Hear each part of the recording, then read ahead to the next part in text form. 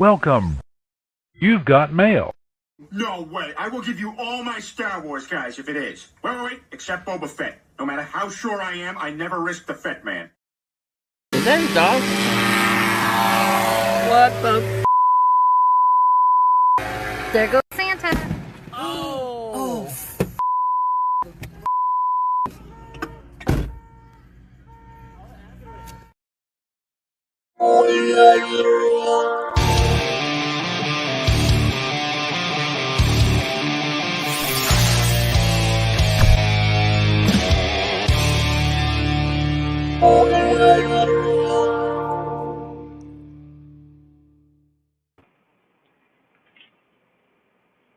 What's up, nerd family? Welcome once again to the Poindexterlounge. My name is Enosh, and it is great to have you with me in the lounge, the mobile lounge, as it were, today for the drive home. It's always good to be on the drive home with you guys, because it means, one, I'm on my way home, and two, I get to spend time with you guys, right? We get to talk nerd stuff, and that's pretty cool.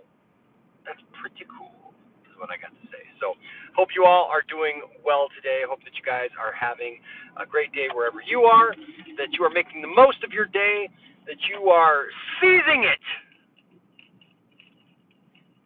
What do you seize the day by? Seize the day, what do you seize the day by? I don't know. But hey, it is good to see you guys all here today. And so today we got some topics to talk about. We got some stuff. But hey, look, if this is your first time to the lounge, just know that the Poindexter Lounge is a place for nerds. It's a place where you and me and all of us can get together and talk about all the things that we love. Things like TV shows, movies, games, sci-fi, fantasy, comic books, superheroes, toys, and so much more. And if those are things that get you excited, then you found the right place. So kick up your feet. Sit down wherever you are, or, I don't know, stand, but make sure Madonna doesn't see you, because if Madonna sees you, that you were not standing up at her concert, it doesn't matter if you could walk or not. Madonna is going to have words with you. But you know what? Here at the Poindexter Lounge, we're not like that. We love you just for being you, and we're glad you can sit down, stand up. Doesn't matter. We're not going to call you out on any of that. We just love you, and we're glad to have you here. Speaking of being glad to have people here, ladies and gentlemen, please welcome to the show, from the back room, ladies and gentlemen, I like to call. See, I don't think I've actually established yet which one we're going to call Bert and which one we're going to call Ernie. Maybe we'll just find out right now from our good friend Austin. What's up, Austin? What's up, everybody? What's up? How you doing, man? Flavor? Right. Flavor? We're going to be on the Poindexter Lounge, and it's going to be crazy. Wake up! We're late. We're late, Bert. We're late for the Poindexter. Oh wait, that's right. It's Enosh's show, so he's late all the time anyway. Never mind. In fact, I'm gonna go take a bath with the rubber ducky right now. Right. Rubber ducky. What's up, man? I don't know, man. Right now, people are like, what the heck are they talking about? I don't even know what they're talking about. But okay. Yeah, we should have established that yesterday when Bradley was on. We should have. We totally should have. That should have been what we did, but we did not. It's Damn all it. good. Well, how you doing, man? How was your day? How was work? What was that? I didn't. Oh, you know what? Work was pretty good today. It was a good day. Nice. What'd you say? Nice. No, I was kind of breaking up. No, I was just asking how you doing. How was your day? How was work? Yeah, man. Work was good today. Got a lot accomplished. I'm really settling into this new job. Really loving it. Loving the people that I work with. Love my boss. My boss is just great. He's fantastic. And awesome. And we've just really hit it off. We got a lot of stuff in common and everything. So that's just always a good thing. And I'll tell you what, man. Over the years, I have had. I don't know, man. I've just had the worst luck when it comes to bosses. I've had a couple of good bosses in my life, but I've had some bosses, man, that just did just same squirrely stuff, man, that you look back on and you go, what the heck was all that about, Right. But yeah, I feel really good about this. I feel respected. I feel already, dude, this is my third week. Mm-hmm. This would be my second full week, but it's great because I feel respected, I feel appreciated, I feel I feel listened to, and I feel I also feel like this is important when you're at a job, especially with the jobs that I've done. I feel like in having conversations about the job, like my boss gets that I get it. Yeah. Right. So Yeah. like I'm really happy about that. You know, and it's something that's familiar yet in a different industry, and it's been really good, man. Yeah, I've been really enjoying it. So, That's awesome. That's awesome. So far, man. so good. So far, so good. And it gives me this great opportunity to spend my afternoons on the drive home with you and with other people. That's right. That's right. Yes, Draga, I've had horrible bosses. That movie is based upon my life. Specifically the Kevin Spacey one. No, I don't know, man. There's times that I kind of wish that that Jennifer Aniston character was my boss. You know. Listen. I was with the other guys in that movie that were like, "Why are you complaining about this situation? What is that? What? Yeah. I'm failing to see the issue." No. When the gay guy is like, "Why are you complaining about Jennifer Aniston wanting to get it on with you in a dentist chair?" Practically throwing herself at you. Okay. Right. I mean, I get it if the character, if like, you know, Justin Bateman's character was like super religious or something, but like they don't establish like any of that, and it's they like should, yeah, he should have been like ultra Jewish or something. right. Was his character married in that movie? I believe so. Yes. Okay, no, she was trying to get with Charlie Day. Remember Charlie Day? Oh, that's right. He was married. He was married, and he was very in love with his girlfriend. Yeah, that makes better sense then. That makes better sense. Yeah, that makes sense. But yeah, it's like, I don't know, man. That's some crazy stuff. I had not to that extent. Right. Okay. But I've had you know, people, you know, come on to me and stuff, and it's like you just got to set some boundaries, you know, set some barriers, you know. Especially at work. Yeah, no. Especially at work. It's very important to set those. It's important to set an example by leading by example. You know, I don't just say that, Austin. Like, I literally had a job, man, where like there was a girl who was 18 years younger than me. It's so crazy that I'm that old now. But she was very attractive. Came on to me, you know, and I had to have that conversation, right? Right, you know, right. Like, no, you know, that I appreciate it. I'm flattered, but no. Yeah. And exactly. you know, it would be great if others did that as well. I think everyone should adapt that kind of attitude that I am not going to put myself in precarious positions at work or anywhere else for that matter. Right. Exactly. When it comes to my relationship. Yeah. So horrible bosses over the course of my life, but you know what? It's a good movie. It's a funny movie. It's a funny movie. How you doing, Austin? Doing good, man.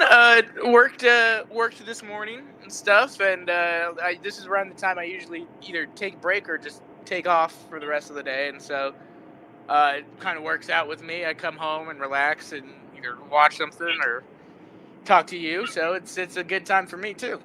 Bradley's asleep. Bradley's somewhere like exhausted or whatever.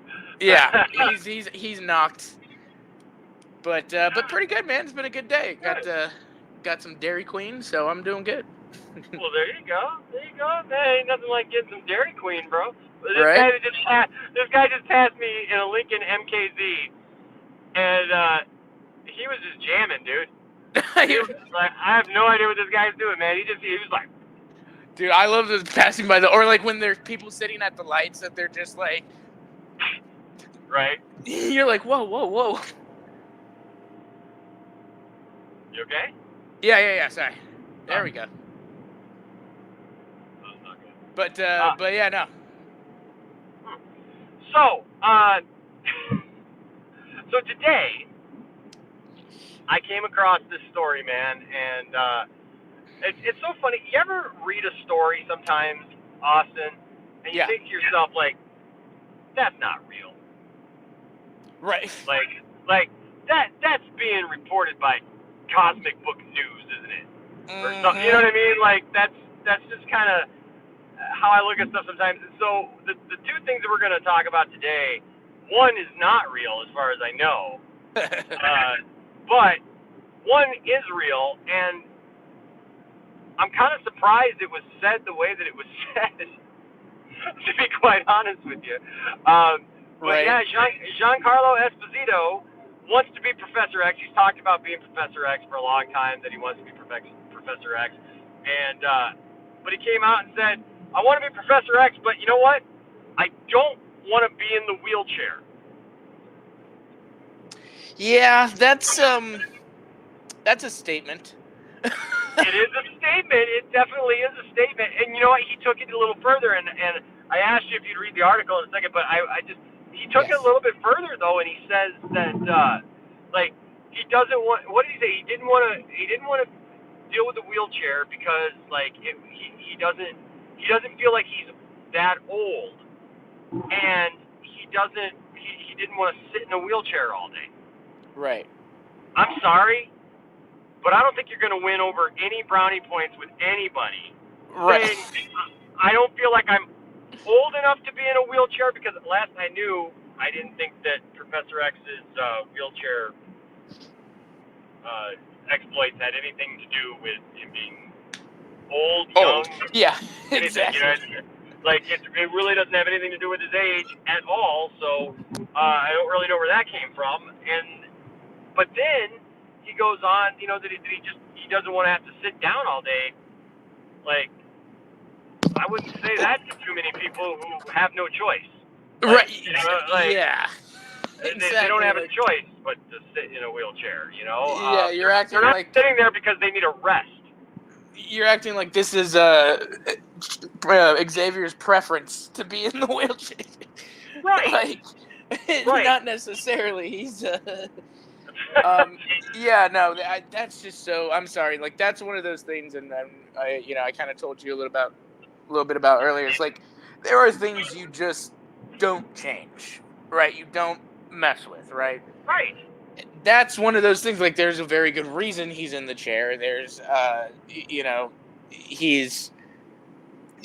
there's a whole backstory to that, and not only with that, there's a whole backstory like racially between him and Magneto already there.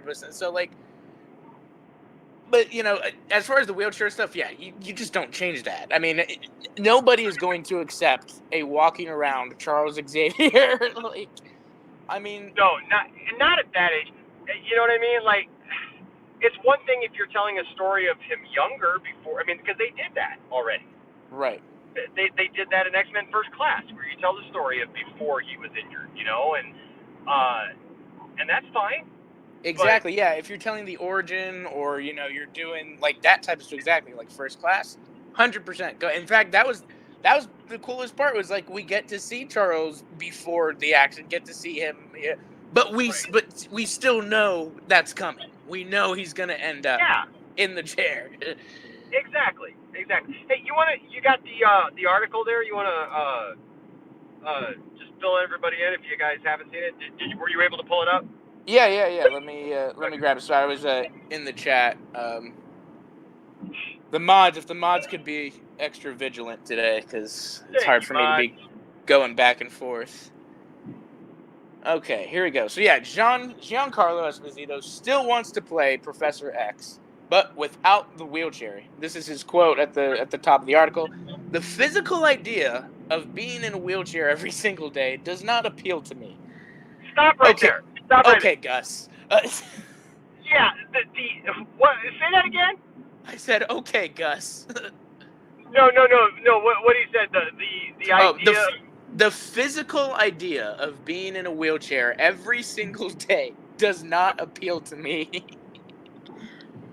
Really? You know what? Because I would think that it probably doesn't just appeal to anyone. Like, I don't think that he meant anything. Look, I don't think the guy should be canceled.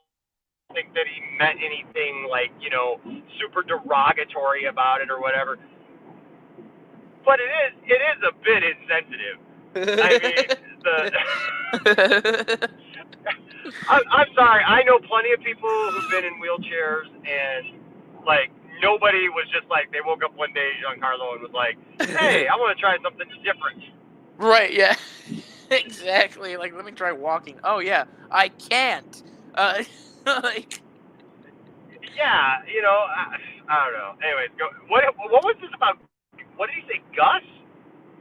Yeah, I said, okay, Gus from he's Gus from Breaking Bad.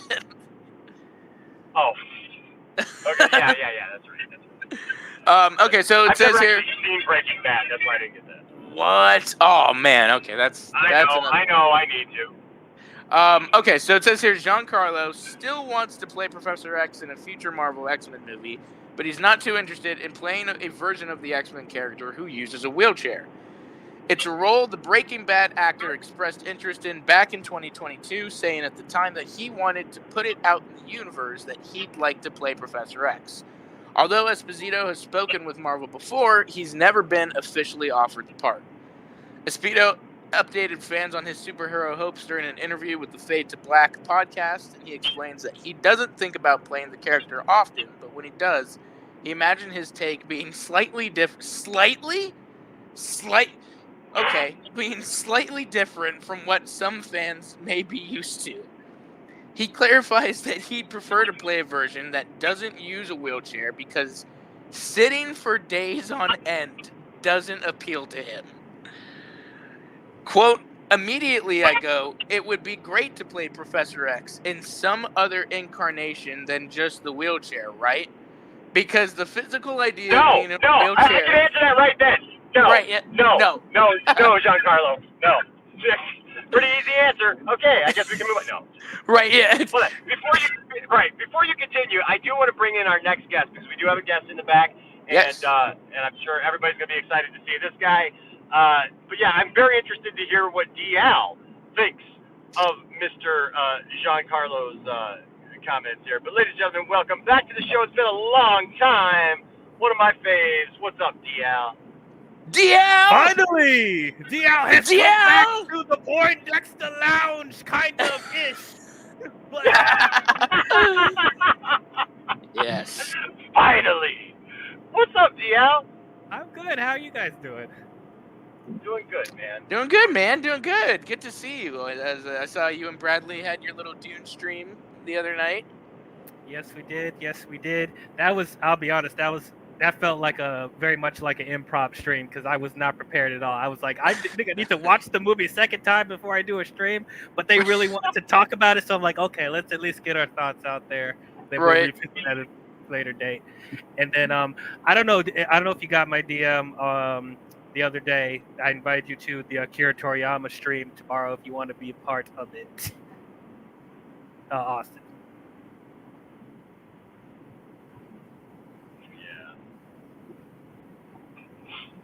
So, yeah, what do you think of? First of all, what do you think of the idea of Giancarlo being Professor X in any way? Well, so you already know I'm a huge X-Men fan, and I've been very critical of the older movies that we've gotten. And, you know, for the MCU to finally be able to do their version of the X-Men, I just want them to get it right, you know. And, you know, I guess like the purist to me would be like, I would want somebody that actually looks more like Professor X and Magneto. But to be fair, it doesn't really matter what their race is, to be honest with you. If they did end up getting, Giancarlo Esposito, and if they want Denzel Washington to be Magneto, I'll be open to seeing that. But well, it's like I said. I told Enosh. I said, look, with that part, I can be a bit more understanding because the original story, right, is they're in the Holocaust. There's Holocaust survivors. And like realistically, if we're doing that today, we're in 2024. They're in their 90s, 100. Which so. Well, but what if? I get but the what idea. if the MCU? But what if the MCU? Because they're having to bring in from multiverse, right, or whatever. Exactly. They have that ability. So, like, what if there was a time jump? But I get exactly what both of you are saying, because, like, I think that Giancarlo would be great as an actor. I do too. I have no complaints about that at all. Yeah, I got nothing on that. And, you know, the Denzel Washington thing is interesting. I do like that. I do like that idea, but again, like they're obviously you're approaching it. You know, it's gonna be probably about civil rights and that type of thing, and it's gonna lean into, which I think is okay, right? Yeah, you need to that if you're is going my- to do that. yeah. If you're going to do that, you're gonna have to find, you know, an equivalent of emotional, you know, to not an equivalent, but like you're gonna have to find something, you know, as resonating. Right. To a certain extent, you know. Something that is socially impactful. Exactly. And look, you know, I mean, you're going to be hard pressed to find, you know, ever to find something that is set up against something serious and you know, detrimental to so many people, and something that still resonates very strongly with a whole race of people, and not just a race of people, but people who just care about others, you know what I mean, and history, exactly, and things like that. So, you know, it doesn't mean that whatever they did, that if they did center it around civil rights, that it would be less than, but it's just different, right? And yeah, you got to have something that is impactful, and so I could see absolutely setting it up against, you know, with the backdrop of civil rights and stuff. But here's a question for you guys, though.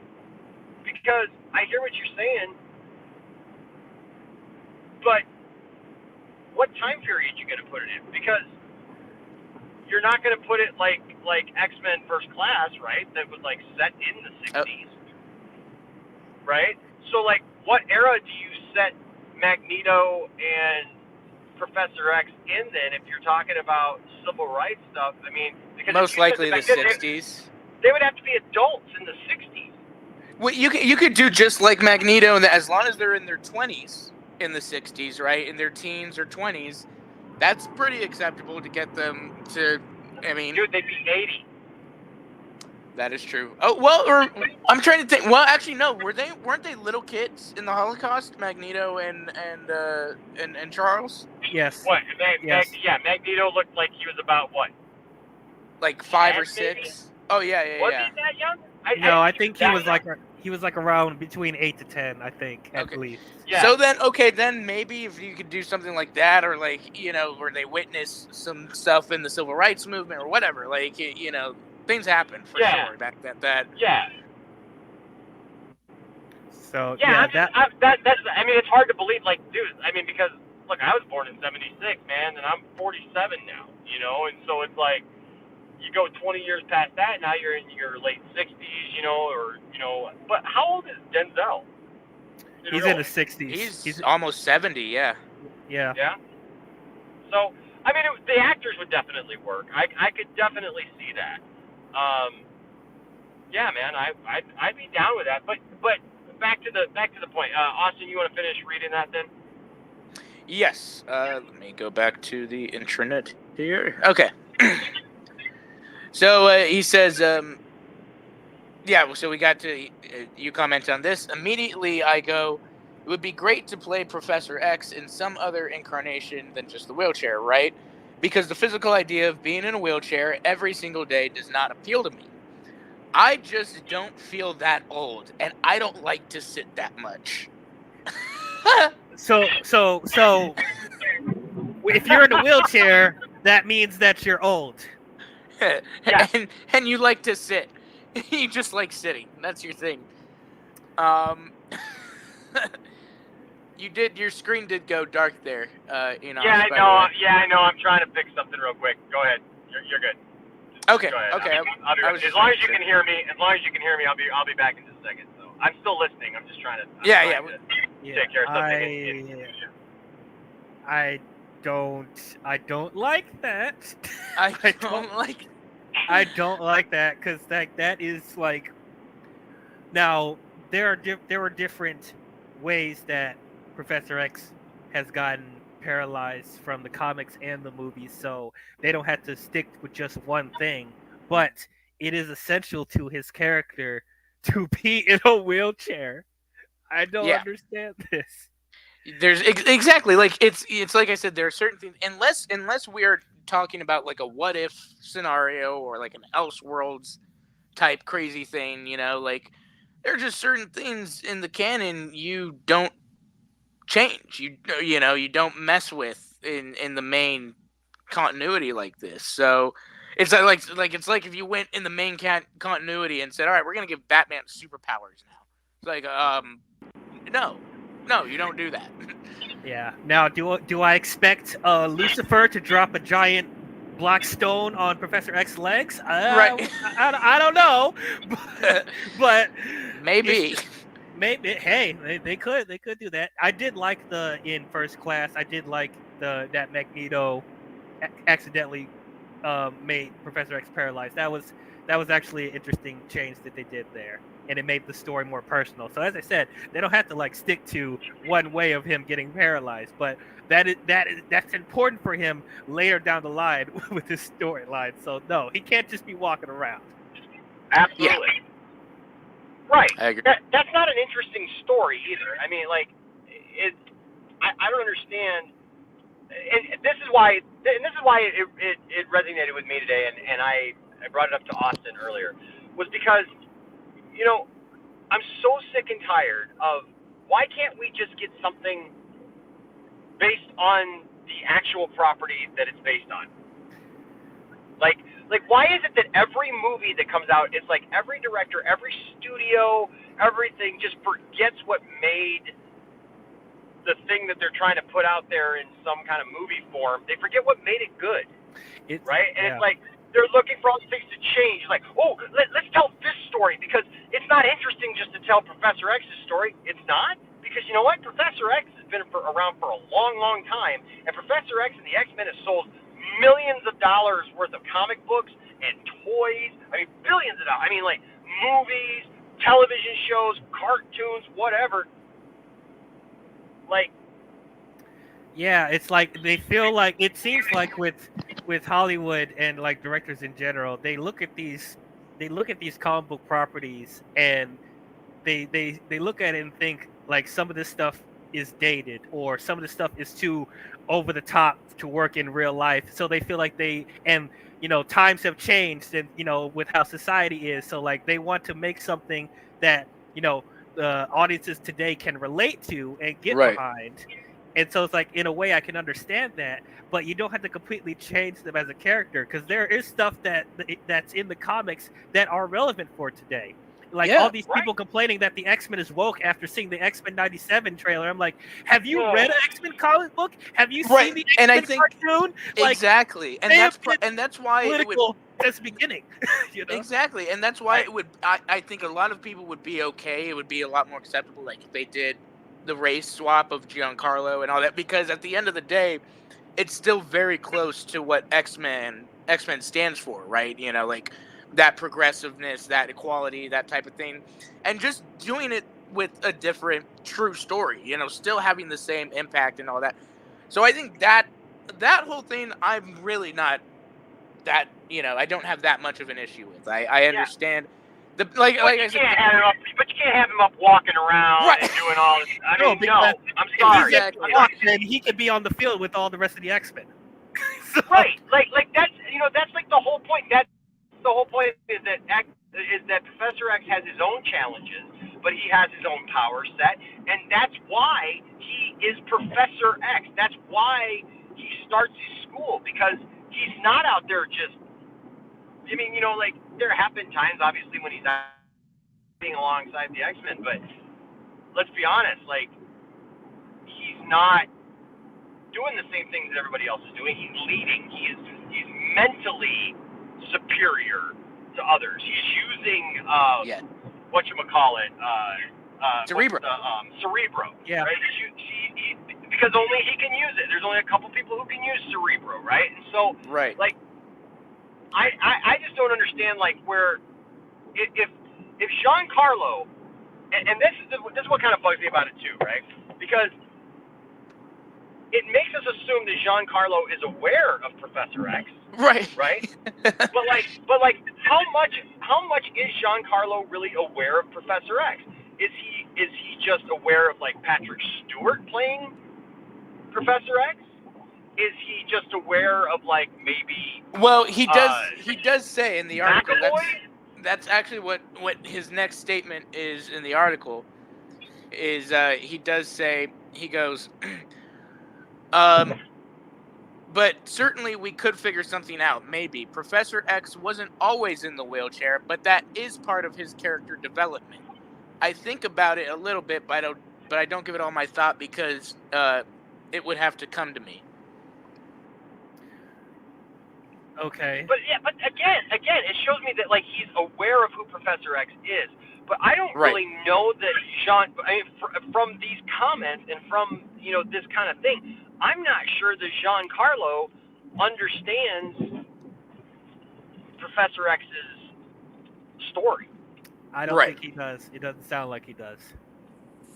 No. And it seems like he hasn't even seen like the X-Men films, because like he would understand that's like important from those movies. Exactly.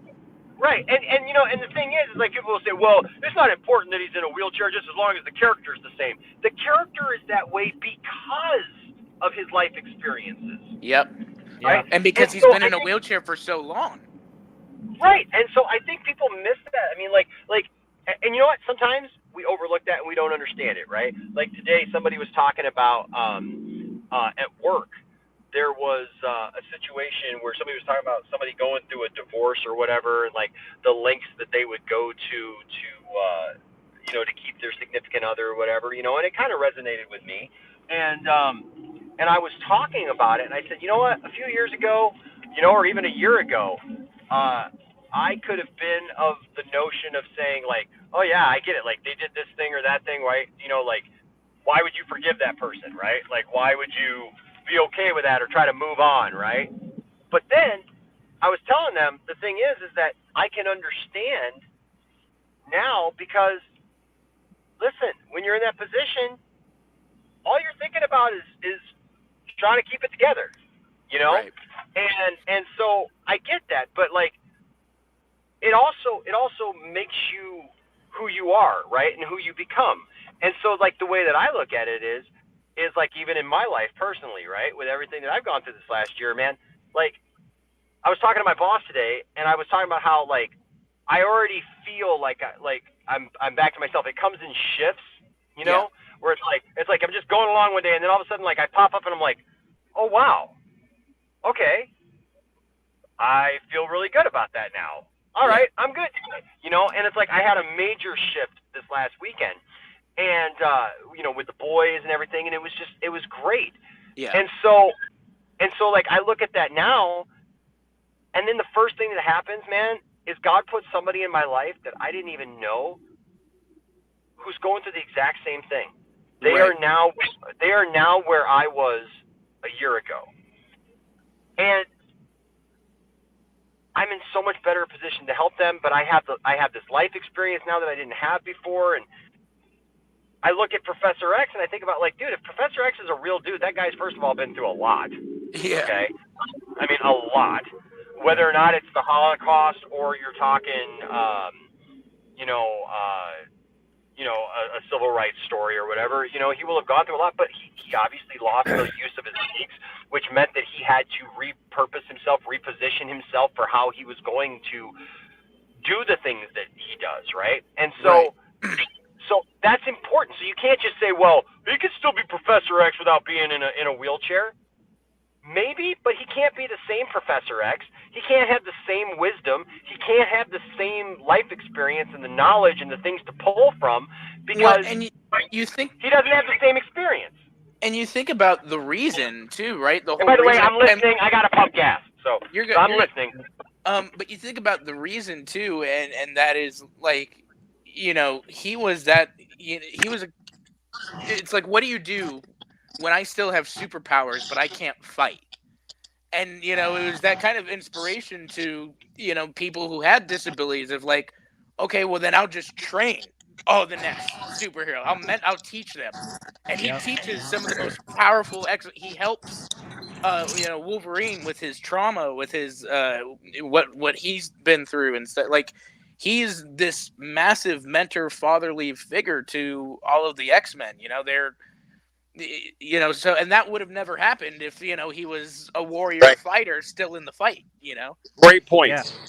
And it makes it even more like powerful, the fact that the dichotomy between Professor X and Magneto, because Magneto's not crippled, Professor X is. So if anyone really had more like pain to like that's like warranted, it would be Professor X. But the fact that he is the one that is pushing for mutants and humans to be equal, and he's like in like a more vulnerable position than even Magneto is, like that makes that even more powerful. Yeah, I 100% agree. I mean, I just Landon's in the chat. Hi, Landon. What's up, Landon? Little sus in the chat. I completely agree. I just, like you said, I can't really think of, unless you're doing something like with a Flash. Look at that beautiful family together. Look at that beautiful family hanging out together. That's a family if I've ever seen one. Yes, sir. I know that's what they usually call these units of people that live together and like each other, and whole 9 yards. But yeah, unless they're doing something like, now this is where I could see maybe them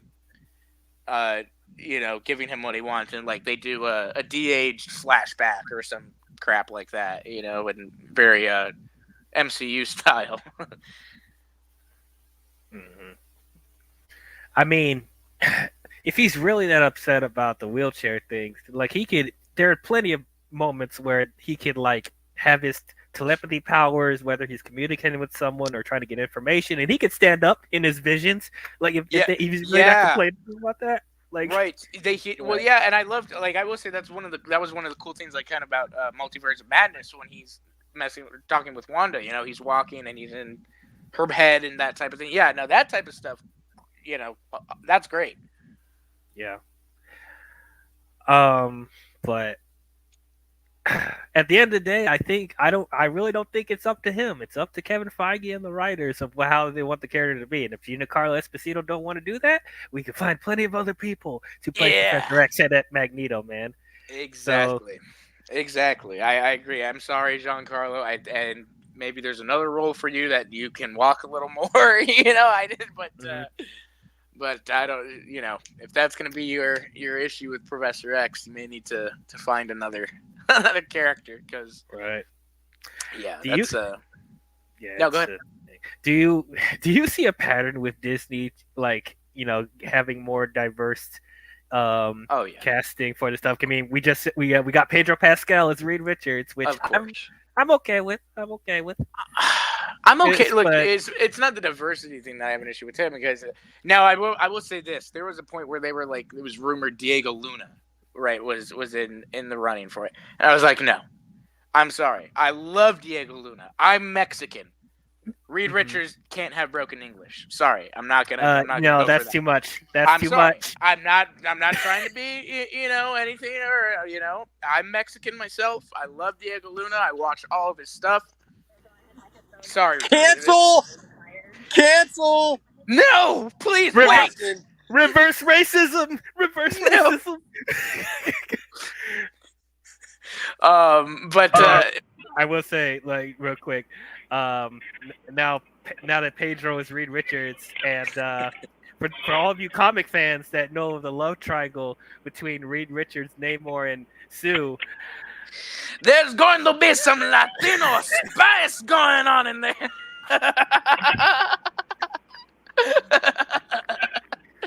Welcome to the new telenovela, The Fantastic Foursome.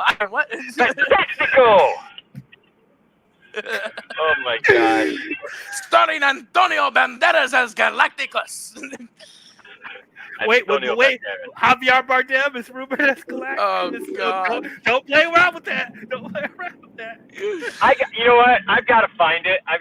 Austin, you would like this. So I got a buddy who does a lot of voiceover work and stuff. Yeah. And he would make these like really funny audio things and stuff. And so he did this thing called A Living Christmas, where he did all these different voices. It was like these celebrities were like all these characters from the Bible and stuff. And so he says, coming this Sunday, Brighton Assembly of God presents A Living Christmas, starring Arnold Schwarzenegger as Jesus. You hear, you have to give away all that you have. Come and follow me. And then it's like, and Bill Murray as the guy that he's talking to there in the story, and he's like, well, apparently this is why you only have 12 disciples. That and then they get to genius. Antonio Banderas as the centurion, and he's like, truly, this man was the Son of God. It's so funny, man. And it's like it's got like the Imperial Stormtroopers as the Roman guards. Oh my God! Chuck, and then you hear finish your rounds and go back to base. Roger. Right. Oh, and then he's got Jabba the Hutt as Caesar. Good God! Oh yeah, my! It's so hilarious, man. Crucify him! Oh, and it's like Richard Dreyfuss as what was it?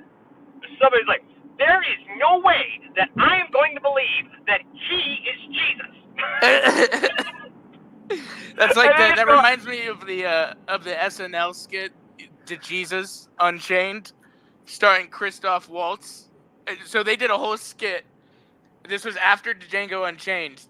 Christoph Waltz hosted SNL, and they said Quentin Tarantino's new film, "To Jesus Unchained," starring Samuel L. Jackson as Peter, and he goes, "This motherfucker," he's going, like Pulp Fiction. Samuel. Dear Lord, that's funny. Vin Rames was Caesar. It's the same guy. You know, I just realized I was just telling you about this the other day with the whole Noah's Ark and the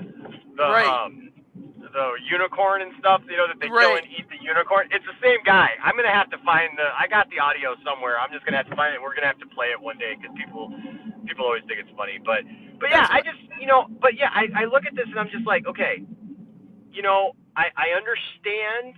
I understand wanting to do something different, right? I understand wanting to do something new. But let's be honest, we've only had the X-Men in live action, you know, with the Fox movies. And we're all prepared, I think, for an MCU X-Men. That's what we want. We know that it's coming. You don't want to change that too much. Right. Because you're already up against the fact that you had an X-Men series that, let's admit, even though Wolverine was great, the series wasn't always great. Yeah, right? Very inconsistent. Very inconsistent. A lot of stop, start, reset. You know, like it seemed like they did the Phoenix storyline twice and failed twice. Right? How? They had a whole because they hired the same guy who wrote the first one that failed to do it the second time. Like, what logic is that? That does not make any sense. Hey, you had a whole movie dedicated to fixing your weird ass timeline, only for you to fuck it up in Apocalypse the next movie. Just like we spent all this time fixing it, and you already broke it. It's like your kid bringing you a toy and saying, "Daddy, fix it," and then you go, "Okay, Landon," and you fix it and you hand it back to him, and he's like, "Oh wow, fix it, Daddy." Yeah. Like, you know, it's like, didn't we just go back in time to fix it? Like, that was it was such a disappointment, especially after Days of Future Past ending. I was like, "Wow, you guys did it! oh my God, I'm excited about this again. And then there was Logan. And Logan was amazing. I love and it's Logan. like, right? So that's the thing, right? So they can make a good X-Men movie, Right. but I don't know that they are, But so like my thing is just I don't have a problem with the racial change, if that were to happen, but I do have a problem with something that is a fundamental part of the character. It's just like John Peters back in the day, right, with Superman Lives, going, I don't want to see Superman in that stupid outfit and that stupid cape flying around. I don't want Superman to be able to fly, and I don't want him to wear a cape, and I don't want him to have that stupid outfit. And it's like, well, right. That's not Superman. Exactly. You can't just go, we're going to take away all this stuff that you don't even recognize the character anymore, and we're going to put the Superman name on it. Unless it's a story like Smallville, or those types of things where we're talking Right. about before, and that is the main focus. Like, and I'm sorry, Giancarlo, you're too old. You're past the date, man. If you're gonna do that story, you're gonna have to go back. Right. And I don't know what's so hard to understand about that. I don't understand why Hollywood keeps just messing with every property that they put out there, right? It's like, Can we just get and I get it, because that's where the fans start to get really frustrated, and then unfortunately, fans start acting like instead of talking about important things like character development and actual character issues, then they just start, well, I didn't like this, so now I'm going to complain about it. Well, that's not what that's right. for. To have a legitimate complaint about a movie because they just mess with a character is one thing. And so I really feel that even an actor, his caliber, and I mean, dude, you put him and Denzel Washington as the lead. Yeah. I mean, that's epic. That's going to be. Oh my gosh. But again, you got one job, right? Mm-hmm. It's make an X-Men movie. Those are the characters.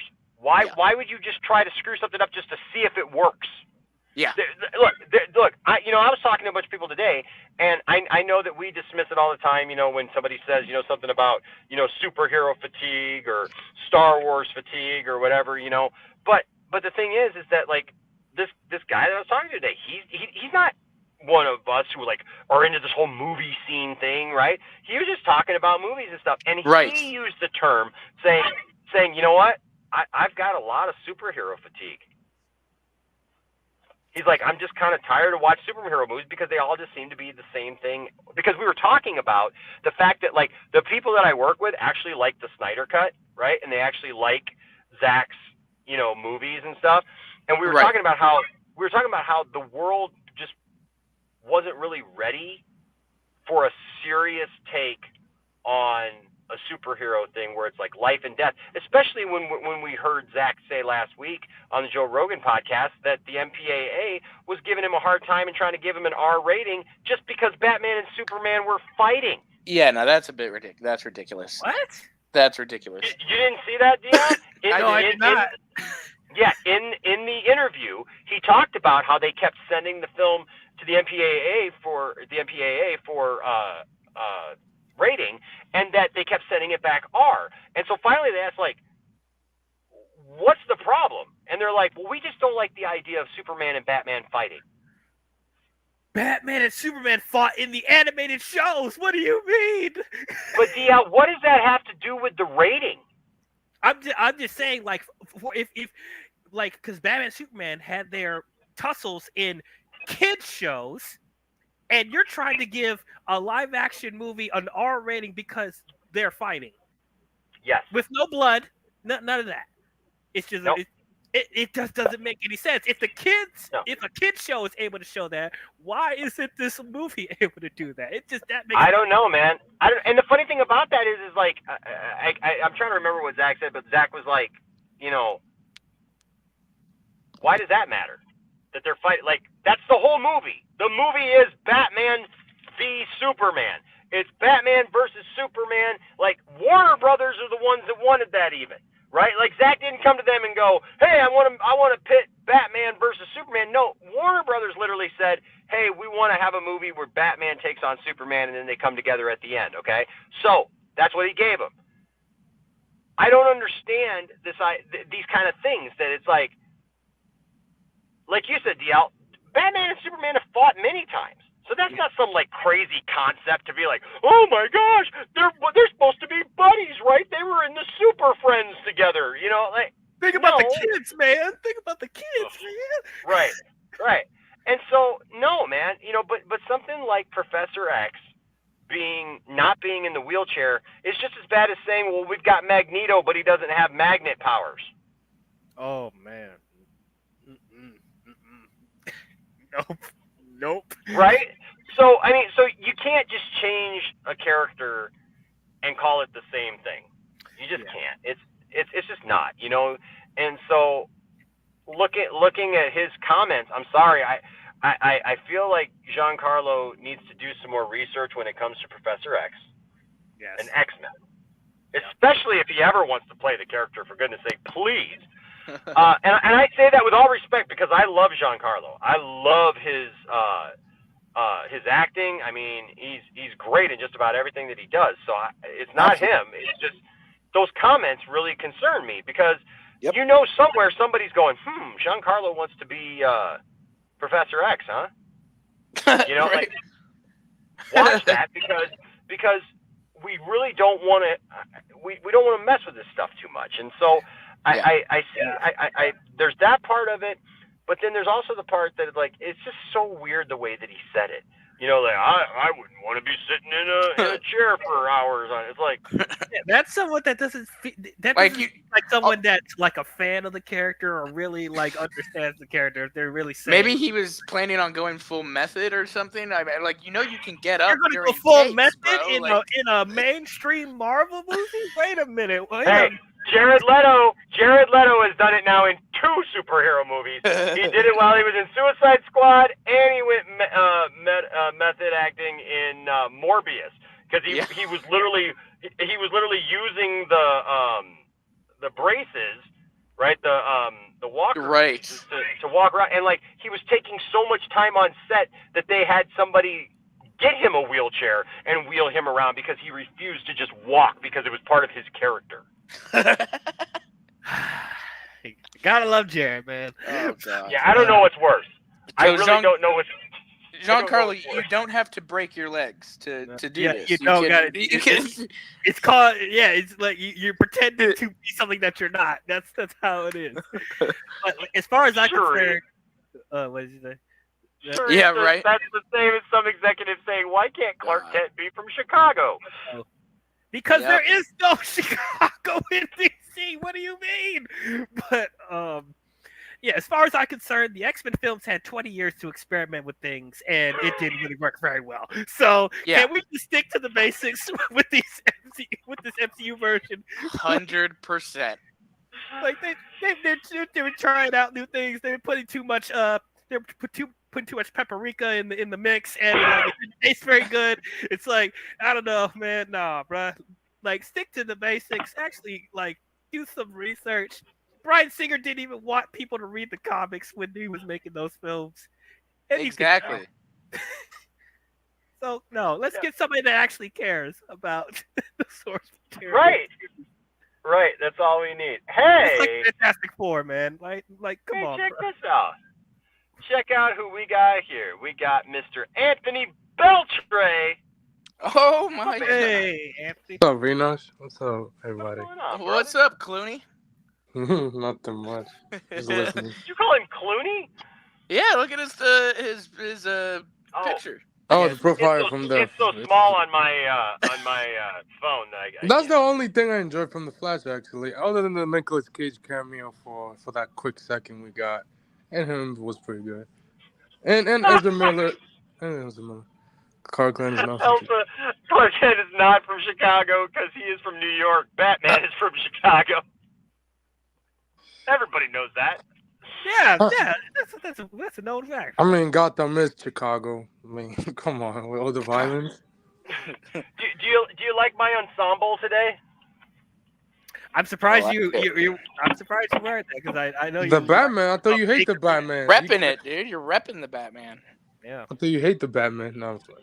I ordered lunch from Applebee's today and had it delivered, and like 2 minutes before the guy gets there, I just get a text from the guy, at I think it was Uber Eats or something like that, and he goes, and all I get is I said, hey, I'm gonna step outside so you can just hand it to me, and he had been talking in English this entire time, said a couple things in English, and then he comes back with, I don't speak English, and I went, okay. Like, we were just having a conversation, though. That was kind of weird. And so then I said, well, I'm pretty, he's like, where are you? And I'm like, I'm standing out right out here. I'm wearing a bunch of Batman stuff. And then I see him come around the corner, and he looks at me, he points at my Batman stuff. He's like, so it helped me get my food today, Nice. That's an interesting exchange. I like the design. I get what Matt Reeves was going for. Like, I like it. Just the only thing I think is weird. The only thing I think is weird is like, it's red. Yeah. It's red on the side. But the little cap thing is orange.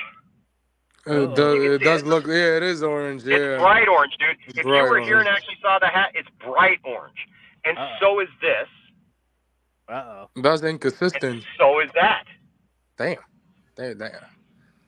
Yeah, because like I don't know if you can see, like it's. Yes, it's different. Yeah, that's straight red. up, That's orange. Yeah. Yeah. Yep. People love freaking out about the Batman 2 delay. I was like, okay, sure, whatever. It's like, I'm happily. I'm at least we're getting it. Yeah. At least we're getting the Batman 2. At least it's not canceled. Matt Reeves takes his time with writing the script. He even said when he was writing the Batman, it took him about 5 years to make the script. So when his last Planet of the Apes movie finished, that was amazing. Yeah, y'all remember the gap between Dawn and War? And War. Well, my God, I was like, God damn. Forget they were. And it was amazing. It was amazing to see that. Even the gap between Dark Knight and Dark Knight Rises was 4 years. Yeah, that movie, that Dark Knight Rises should have never happened. But we all know what happened. We all know what happened. Heath Ledger was supposed to be in it. Yeah. Passed away, and then it messed up everything that Christopher Nolan was going. The Riddler was gonna be played by Leo, so that would have been interesting, actually. Oh God. So they should have killed off Two-Face. Oh yeah, they should have never did that. I'm still mad about that. Yeah, that was a good performance by him in Dark Knight. I was like, damn it, I wish we got more. He was the White Knight, though. Mm-hmm. Two-Face was the White Knight. He was the hero that they deserved. Yeah, they didn't deserve. Facts. That was amazing. Even Christopher Nolan get mad about it because he didn't wrote it. His brother did. Which that's a good ass line though. So, I don't know. Other than that, everybody wants to blame. Oh, Brave and the Bold is the cause of this. I'm like, chill out, y'all. No, bro, Brave and the Bold's not coming out until like 2030. Like, come on. 2030. Unless if James is gonna want to have 2 Batman movies running a year and a half from it, sure, I guess. That's a nice Photoshop. Yeah, he'd look good. I think he'd look good. He looks good. I get what he was trying. I mean, but you could stand up between takes. Like the studio's not gonna force you every day just to sit down. Right. In a chair in a CGI chair like we saw with Patrick Stewart. Like, bro, you could stand up. And it's nothing wrong with standing up. And sitting in the chair was good enough for Patrick Stewart and James McAvoy. Yeah. James McAvoy. Bro, they didn't never complain about it. It's like, it's a job. We actors, we learn how to sit down and act and talking to people straight in the eyes when he said the lines. So, it's like, he will be perfect. Yeah, I remember him last year at Comic-Con. He said that he talked to James Gunn about joining his universe as well. So, it's very interesting. Like he wants to. Let's make him Alfred. He wants to join both universes. So, James Gunn said, like, yeah, you could both every actor from Marvel and DC could cross over from each other. I have no problem with that. Yeah. Yeah. Well, I will say this: we've got somebody else in the back now. Are you ready for this? Why isn't the music playing? Yeah, the music. Yeah, I don't hear the music, so but it was supposed to be the intro music, but I don't hear the music now to even do that. So I'm just gonna do that. There. Oh, it stopped. Okay, there you go. Yeah, Okay, I just stopped it. He knows he had music beforehand. But ladies and gentlemen, welcome back, Bradley. What's going on, Bradley? Hey, what's up, guys? What's up? What the hell is Alright. that music, by the way? It scared the crap out of me. Yeah, I was like, what's Sorry. going on? Stream your He's like, music. glitch in the Matrix. It sounds from the Matrix. Scared the crap out of Yeah. me. I was like, what the hell is that? So should we determine who's Bert and who's Ernie? I guess, yeah. So, babe, our nicknames are now Bert and Ernie, by the way. I'm the one who does the scrub-a-dub-dubbing. Okay. Okay, so he claimed himself, Ernie. So All right. there you go. Give me Bert. There No are one likes so Bert. many jokes and so many ways that we could expand on that. I mean, the least of all that is possibly offensive is to ask, Austin, you do shower, correct? I mean, everybody's. I go the Ashton Kutcher route. Oh Oh Lord! my God! no. When they say that last year, I was like, "Come on, you really?" You like, bet you your ass that you're getting in serious? that goddamn shower, boy. Yeah, when Mila You know Kunis, what's good for you? when Mila Kunis say those stuff last year, Taking your about ass the shower, I out if was you don't like, get in that "Come on." Right. I was like, I was like, how you a billionaire and don't take showers every day? Like, Somewhere come on. the Council of Gays are saying this Austin guy is really messing up our law of averages here. We want to be known as well kept and together and everything. And this Austin guy is throwing our numbers completely off. There's no scrub-a-dub-dubbing over here. We don't You sweat. gotta meet we our simmer. scrub quota, okay? We don't sweat. We simmer. Bradley's That's- over here going through you hit the- loofahs on a daily basis. Well, Austin's like, I don't even remember the last time I bought soap. Soap. What is soap? Yes, Cherie, I said the Council of Gays. The Council of Gays. Look, if Bert and Ernie doesn't work for you, I guess there's a name. We'll Hey, there you go, Marvel. If you want to find out how to replace Kane, there you go. We'll take the my job. God. We will gladly take the job. Oh, It's God. just me and Bradley, and all in different costumes. It's Bradley. Across the multiverse. It's you and Bradley across the multiverse. Just gaining it up through Inevitable. history. Just gain it up. Just gaining it up through history. Our power is every superhero we touch turns gay in the Marvel universe. So they just Touch the Ant-Man. Superman first. Ant-Man gay. Well, here's a question for you. So if that's the case, if every superhero you touch, what happens like when you touch a superhero and they don't know a difference? Homomania. There you they just explode. Like- They just explode. Like that's when you realize that superhero's been living in the closet the whole time, you know? Nightwing. Hey, buddy. Hey, Night. No, Night you King, can't just go now. Now, Austin, you can't just go touching superheroes that you want to be gay. Blame the artists, okay? They're the one that gave him the Oh, it's butt. not all gonna right? be Booty. Bat- That It's not going to booty. be Batman versus Superman next time. It's going to be Batman in Superman next time. Oh my god!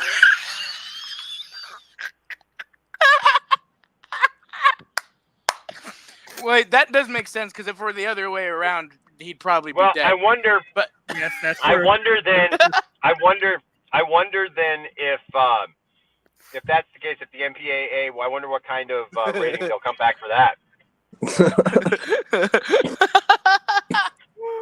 boy. We just don't like the idea of Batman and Superman being gay. That doesn't work for us. Make them trans instead. Oh Batman God, Batman and Superman, Pride of Justice. pride of justice. Pride of Justice. Wow. Well, that being said, No, Cavill and as Wolverine variant. we do have another story, and it is X-Men related, and it is Superman related. Oh, just real and quick, that- babe, did you have any thoughts on Oh yeah. Giancarlo? Just as we're finishing that up. Knowing Marvel, they will put some levitating back device on him, like the Baron Harkonnen in Dune. Oh And he will God. never have Crazy. to even That's crazy. worry about a wheelchair. Yeah, that's what I'm saying. Like, bro, like True. In this movie, Charles Don't- Xavier flies. Don't give him ideas. Don't give him ideas. I mean, if you want to, The wheelchair turns into a robotic suit like Iron Man and says so he can just... No. No. He turns into a giant X. Why is everyone turning into Iron Man? What's going on, bro? All of them. I hate that so much. God.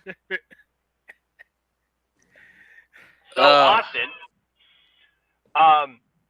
this story that's been going around, picked up by all the major news outlets, man. Like, all the big I saw it on trades. Comic Book Variety. News had this. Oh yeah. I Giant think, freaking robot. One of my personal favorites. Oh, Lord. Giant freaking robot was definitely talking about this. Giant freaking IMDb. wokeness. IMDb, right? That's the only 3 ones that I saw this on. Oh, I'm sure we But- got this covered. Has this buried somewhere in there? Probably. What I thought was interesting about this story is earlier in the week, like I was looking for sources on the idea that Henry Cavill was going to play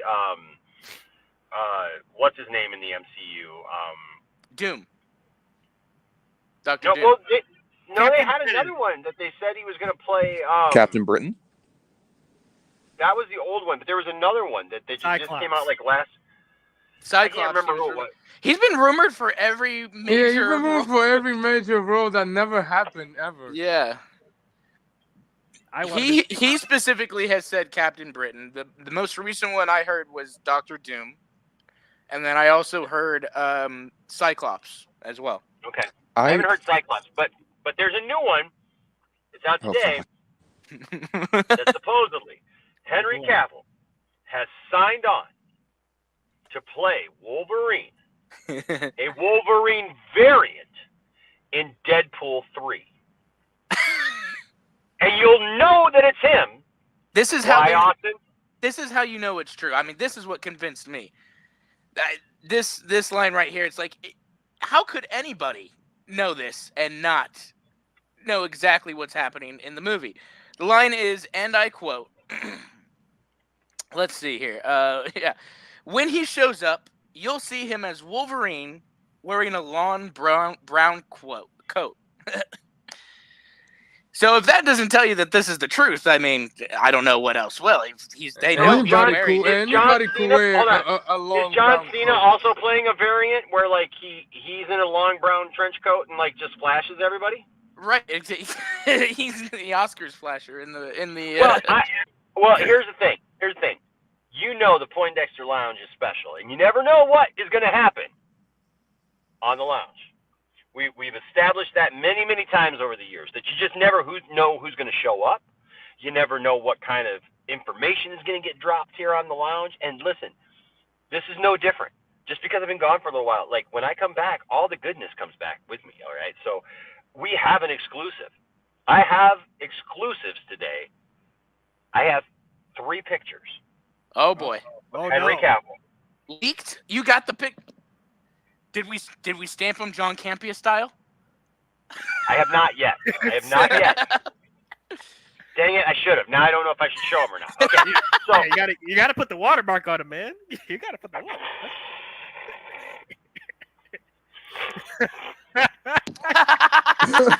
That's brilliant. I love it. Welcome. do we put watermarks on our pictures? What doing. All We right. don't like him. If you, All like, right. listen, do I think I think Henry Cavill could show up? I mean, sure, but like as a variant that might just die quickly. I don't. I mean, it'll be an easy paycheck for him, I guess. But A waste of a like, great actor in your universe. like that would be Yeah. a waste. Like if he wants to play Captain Britain, which he's British, then let him play the And I character. want him as Beast, gosh darn it. He'll be a great Beast. That probably won't happen. But because I think he just want to show his face to the audience. He So. can show his face. He's just going to be in makeup.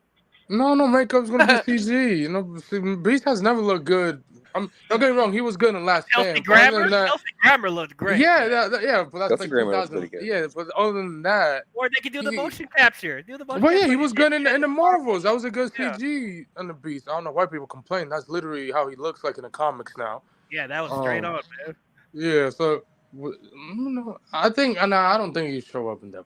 I mean, it'll be cool, but nah, hell no. I doubt Hell it. no. So, are you ready? Are you ready to see Henry Let's see Cavill him. as Wolverine Let's go. Leaked. in Deadpool as a variant? Here we go. Here it is.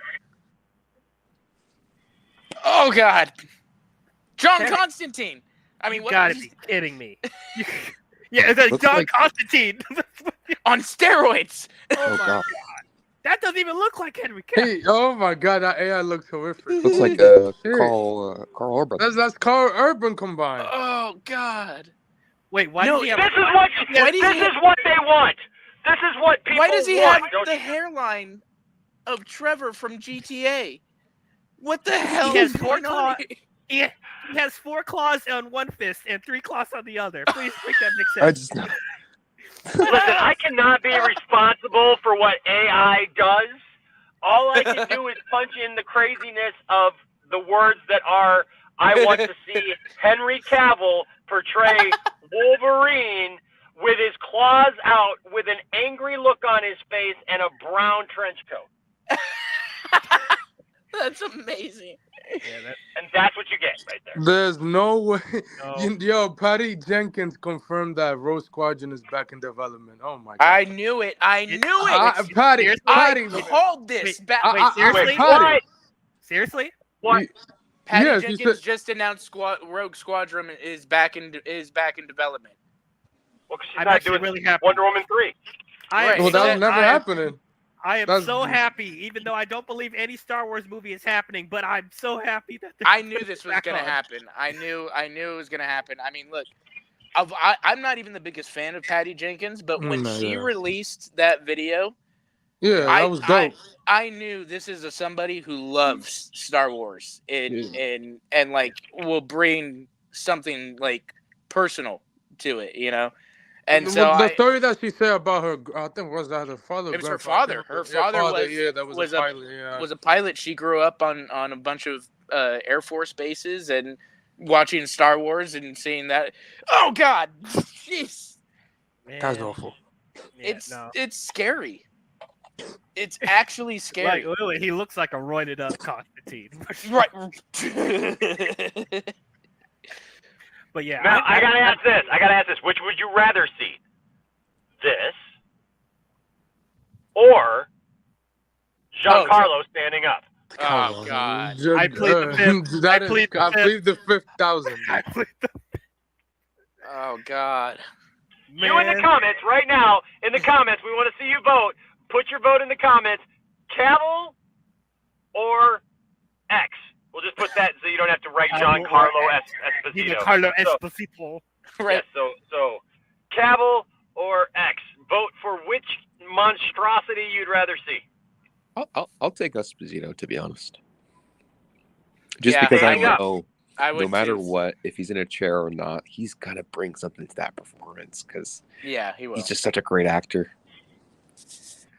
I guess so. Yeah, I don't know. I don't think Wolverine is the one for Cavill. No, first of all, he's But- too tall. He's and too tall. Yeah. muscular. In all That's- seriousness, though, do you guys think that we'll see some Wolverine variants in the movie? Oh, absolutely. Yes. Yeah, I think so. Yes, I do. Yeah. But I think whoever they're casting, whoever is going to be doing that type Carl of stuff, Urban would be great. that'd be cool. Nah, he's too old. But- He's too old. He won't play. And see, that would be a great choice because Daniel Radcliffe. he's already been in the Oh, MCU. they'll Carl, do that, Jeff. You could tell that's Daniel in the trailer because he looks the guy that was sitting in the poker table. Like he looks small as hell. Like, I don't care what anybody says. You could He's tell my that was fantastic Daniel. The way Wolverine in the MCU. the way- I don't care what anybody says. you could tell that was Daniel in the trailer because he was that's a small ass Wolverine with the classic suit, the white suit and eye patch. Like nah, that's definitely not Hugh Jackman. He's tall as hell. So Radcliffe is my fan cast for MCU Wolverine. I don't care what anybody says. It's gonna be freaking awesome. DL over here in the corner trying to like cast people. No, seriously, that is me. Like I literally have a roadmap of who I would cast and how I would introduce every X-Men. Like literally, I love it. I could pitch something to Marvel Studios like right now if I could. Wow. Yes. DL has put the time in, man. DL Yes. is ready to go. Man, between this and Fantastic Four, call me up, Disney. But Well, they already got Fantastic Four. If Warner Brothers calls you or Disney calls you or whatever, just yell at them.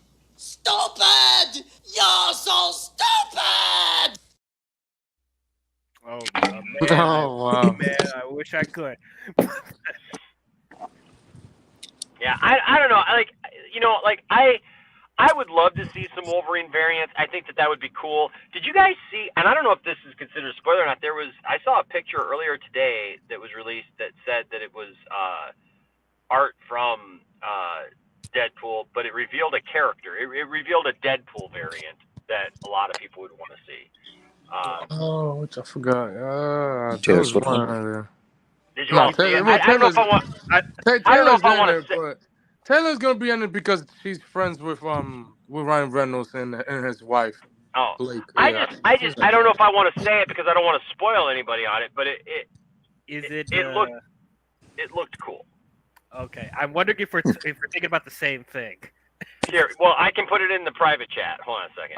I don't know too much about Deadpool, so I'm not sure. Taylor Swift is gonna be Dazzler. Maybe. So there it is. I just put it in the Oh yeah, private we are thinking about Oh, the yeah. same thing. Yeah. Yeah, We are yeah, talking- we heard You about thought- Oh yeah. I think that's gonna be played by his wife. Yeah, definitely. Yeah. Wait, you think Blake Lively's gonna be? Yeah. Right, Anthony.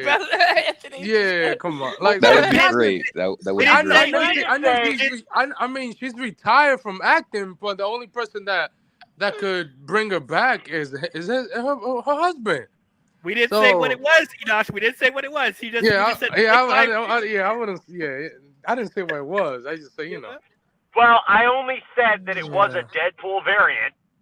Yeah, you did say that. I mean, yeah. Yeah, but I just whatever. I It's mean, speculation. what we saw, yeah, Lady Deadpool. But yeah, I think she's gonna play that character because she's retired from acting. And her husband was the only person that could bring her back from doing something. So yeah, I think that'd be cool. I know in the trailer there was there was a different variant of Deadpool that didn't even look like it had different costume and stuff like that. So I mean, I'll be here for it. Whoever they get for that character. Yeah, look, look, Deadpool is just going to be great, right? And if Henry Cavill actually showed up as Wolverine, like, I would laugh my butt off. Okay. Oh Yeah. no, that would be funny. Yeah, that'd be funny. Right. Actually, but the thing I is, hope like, if he does, I hope Ryan Reynolds make a Superman joke. Right. Cause he know Ryan Reynolds, he always does that. He did it with the Snyder Cut at Comic-Con. He did it. He always makes jokes about everybody in the last two Deadpool movies. There absolutely needs to be like a DCEU joke or whatever. Like I could see him making a Snyder Cut joke, maybe. Oh yeah, like him and Zach are buddy.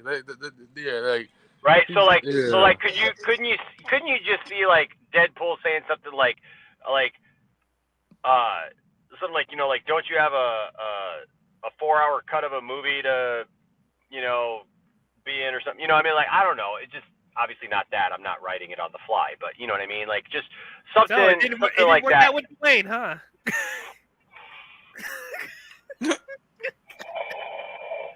You know, he was in, hold on. Ryan Reynolds was in that movie with Dwayne and Oh God, Red Notice, yeah. yeah, Red Notice. He was in Red Notice I think he with was Dwayne the and Gal Gadot.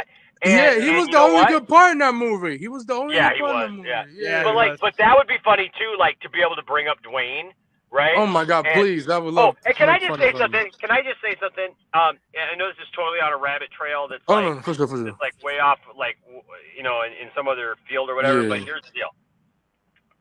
It is no secret that I don't care for The Rock. Oh no, he's a bum. I don't. I don't plan on trying his beverage, his energy drink or whatever. Oh, But I'm sorry. Wait, he has an energy drink? Yeah, he has the whatever Zoa? it's called, Zola. Zoa? Yeah. Zoa or something like He that. also has the tequila brand. But the commercials for it are kind of funny because like it shows like somebody like they need some energy or whatever, so they drink one of the drinks and they turn into The Rock dressed as them. So if it's a woman, it's like it's a receptionist and she drinks a Zoa, and so then all of a sudden she's like The Rock in her outfit taking phone calls and doing stuff, and so they play that joke. That's funny. Yeah. But the term that they use in there is dumb. Like because they say that when you drink it, you get big Dwayne energy. It's ironic that came up. Really, man? That's the best you can come up with. All right. Big Dwayne energy. Big Dwayne energy. Why isn't Look, it man. Big Rock energy? I don't know. Better. Well, I think because then you couldn't say. Because then you couldn't say that they got big D energy.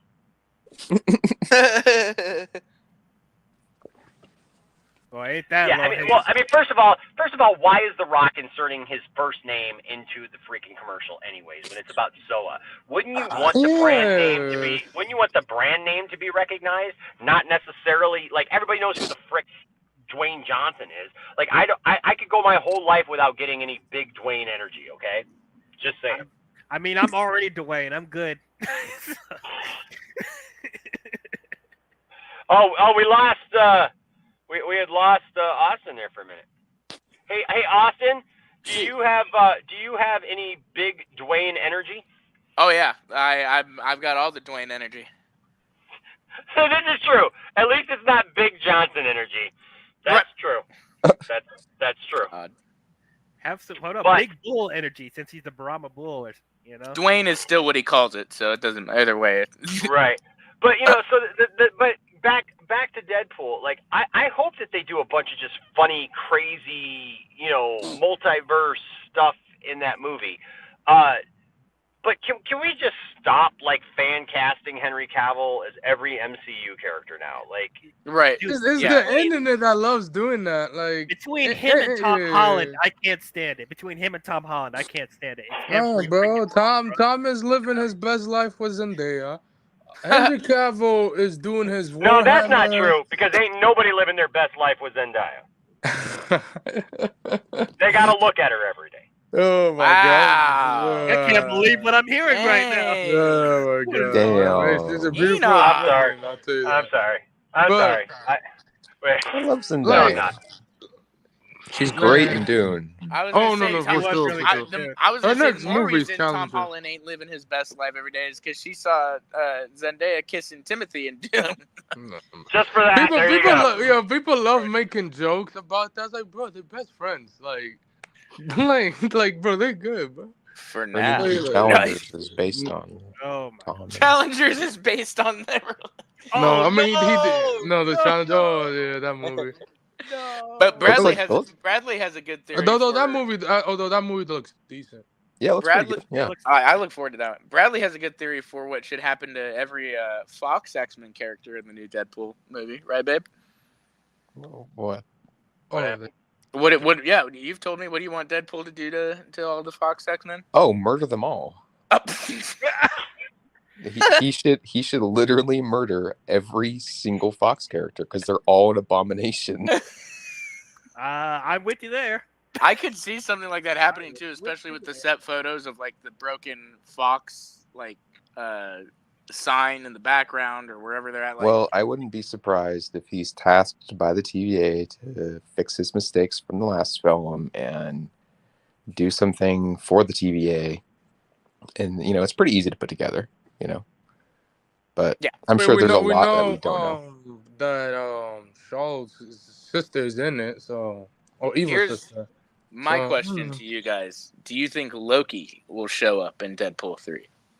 No, I don't think I think he will. he's because he's living his best life, holding the timeline. I love Anthony. Yeah. Everyone's living their best lives. Yeah, bro, he's just Yeah. chilling. He's Hold on, protecting hold the on. universe. What if like Deadpool literally visits everybody at some point, right? And so like he ends up like just seeing Loki, but like just to taunt Loki, right? Like just to give Loki a hard time because Loki's where he is, right? And so I think that would be kind of funny. Yeah.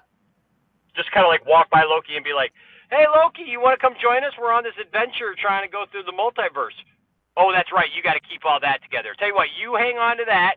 Yeah. Oh yeah, you can't get up. Okay. We'll see you later, buddy. See you later. Hey, He guess can what? he can even get up because he's just Right. Blake just isn't can't- More retired. Kaden, exclusives. bro, Kate, More I can't remember. exclusives. Kaden, I can't not remember what was her last project. If she's not retired, then I don't know what was the last project. But that would be the perfect character for her, Lady Deadpool. Are you ready for more exclusives? Oh, God. Oh my god. I'm ready. Henry Cavill is just playing everybody now. Are you ready? Henry Cavill has just been cast Oh God. as He-Man for the Masters of the Universe live action. Golly, No. that look like steroids. Jesus. Dude. Dude, Oh that my looks like God, bro. that looks like shoot, what's his name? It's not. Why is his costume made out of a heart? Oh no! No. No. No. No! Golly, I gotta bro. say, They're gonna gotta- cast it. They're gonna cast the unknown for that movie for sure for Amazon. They're gonna cast I the gotta unknown. say, he looks really good. Oh, No! no. Stop, Enosh! Stop! No. No! If you're gonna give him that haircut from the cartoon, you gotta admit that he looks like He-Man. It looks like he's wearing a wig. Well, yeah, because it's like that, but I mean, still, you get the concept, and I mean, I guess, but just it's better than this. that doesn't even look like him. Man, God bless. Holy Jesus, man. That's just I mean, if that movie ever happened, that movie been in development for the last 10 years. I mean, There's still talk. There's still talk that He-Man is gonna get made. yeah. I know, yeah, I know. Travis Knight. Amazon required the rights for it, but Yeah, like- Travis Knight is like attached to it. Travis Knight's here, which I was okay. That's decent. He's a huge fan of the show and the Kevin Smith show, so Yeah, he did good with Bumblebee and he Kubo did, the Juice Drake. You know? yeah. I But like, think- I mean, how He-Man should just be a live action show. That would have been better. Like Yeah, instead of know instead of a what? movie, I do think, 3 seasons of He-Man as live action. I didn't. So I haven't gotten to ask Enosh this. So have you seen Rise of the Beasts? Because someone mentioned Transformers. I wanted to ask you this. Have you seen it? Oh, the movie? Yeah. Yeah. Yes, I did. So how do you feel about that crossover at the end? You mean woke G.I. Joe? That's what it is. Not playing. They they rush it because they want money. We know that. if, we know they rush it. if Because they're going think about to it. do Think this about it. crossover, Enosh's favorite movie, Snake Eyes, flopped at the box office in 2020 don't even or mention 21. that. And that movie was supposed to start a new cinematic universe. for them. That movie flopped. It was not That Henry ended right golden there. movie, and I was like, okay. They told the director, okay, you please add a GI Joe tag at the end of of Rise of Beast? I know you have plans to do 2 more sequels of the movie. Can you please add this? Okay, whatever. I do you a favor. Jesus, leave me alone. You better reboot And, G.I. and, Joe and the again. next movie is G.I. Joe with Transformer for whatever reason. Well, so No, that's the interesting thing, right? Because you got to reboot G.I. Joe then. Yeah, So, yeah. Who knows what G.I. Joe looks like then at this point, right? I mean, Nah, like, I mean, the reboot, whoever's going to, they had to cast very accurate actors for it. Like, this would be weird. I mean, now remind me exactly, because I only watched Rise of the Beast once, and how did they tie it in at the end? Wasn't it like a document or something? And the main guy, I forgot his name, but the whole movie he's trying to get a job because he's trying to support his brother and his mother, right? So after Anthony Ramos. Anthony Ramos, thank you. He was good in the movie, actually. And so he got a random job offer, and he was going there for an interview. And then it turns out that they knew about the events of what happened with the Transformers and Unicron. That's right. That's G.I. Joe. So, and they wanted to recruit him. And that's Anthony Ramos. Yeah. So, yeah, that's right. So look. Yeah, and then I forgot. To answer Bradley's question, for me, I'm definitely open to the idea because I want a live action G.I. Joe. You know what I mean? Yeah. Like I want that. So I'm definitely open to the idea. We've been asking, not the one those 3 movies we got. We've been asking for a good G.I. Joe movie. Right, but see, that's another thing though that I don't think is really that hard to do. But for some reason, like nobody wants to actually just give us what G.I. Joe is. They want to tell us what G.I. Joe is, and they want to make it something else. And it's like I'm at the point where I'm just like, no, we need, if you're gonna make it G.I. Joe, man. Like they're suffering through the same thing with Michael Bay and the Transformers. They're getting people that don't like G.I. Joe or don't understand G.I. Joe.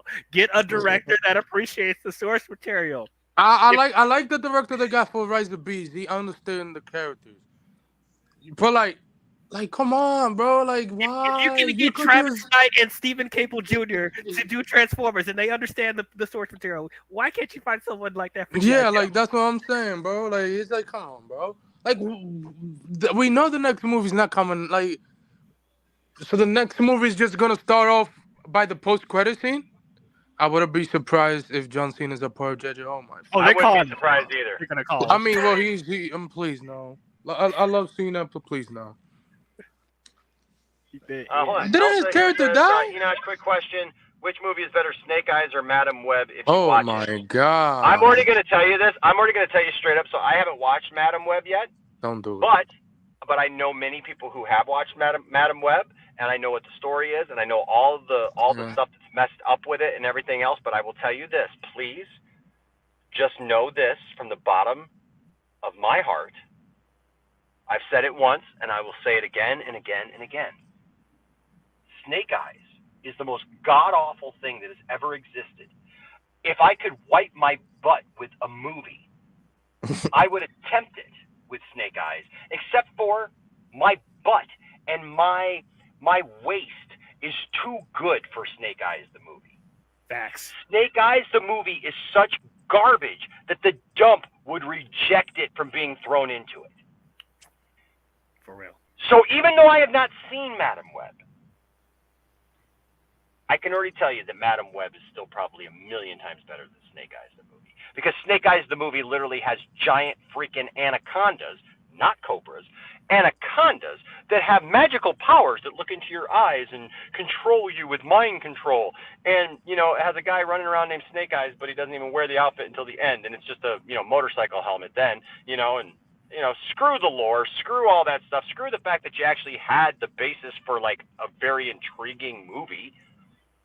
Nope. Waste all those characters. Hey, why don't you just throw Scarlet from G.I. Joe in there just because? I mean, You that's know? usually how I feel about Madam Web, because if you talk about those anacondas and stuff, I'm going to spoil Madam Web because nobody should really care about it. They have native spider people that put people in bath water to resurrect them. Like what the, I just think about the jumping scene on the tree. Man, bro, Sony, and then how she became blind. I was like, okay. Was sure. it my mother? My mother was researching spiders in the Amazon. Yeah, that movie wasn't even in line. I will say I've seen both. Come on. I've Once seen you take both. on responsibility, great power will come to you.